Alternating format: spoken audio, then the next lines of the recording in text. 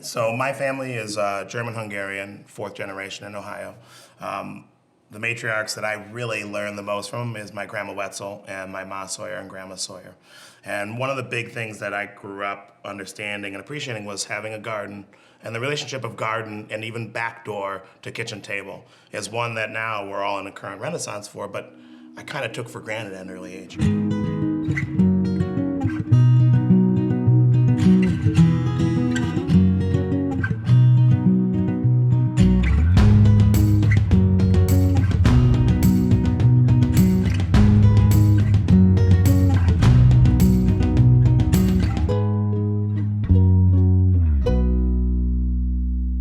So I'm in the Northern Rhone, I'm thinking about the Greenhouse Tavern, and one recipe really sticks out to me, and that's P.R. Gaillard's wife and her Walleye Pike Quenelles.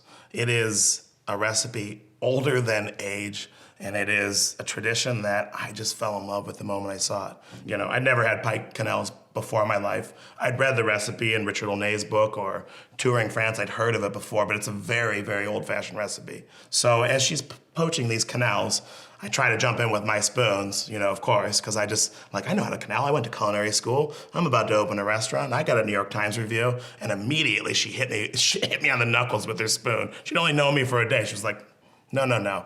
And it was actually more of an endearment than it was you're crossing line. It was like, you're in my kitchen. You can watch me. I'd rather you sit down and drink wine, but just watch me and watch how I do it. So I'm watching her and I'm watching the technique, and I knew from that moment that there was going to be a version of this recipe somewhere, you know, on the Greenhouse Tavern's menu.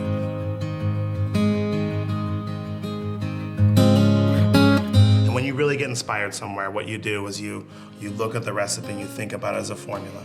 And then you come home and you source similar ingredients and you figure out, how can I make this taste like Northern Ohio or Cleveland or my backyard, wherever that may be. And then you understand that's how restaurants really become, you know, a fabric of their city, is by incorporating tradition and local ingredients, local traditions with some sort of inspiration, whatever that may be.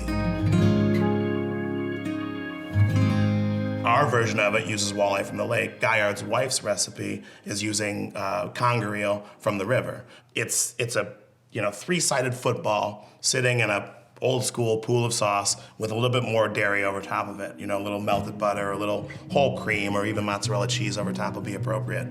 But then when you bite it, you're just like transported to like this fishy, salty, sweet dairy, like place you've never been before.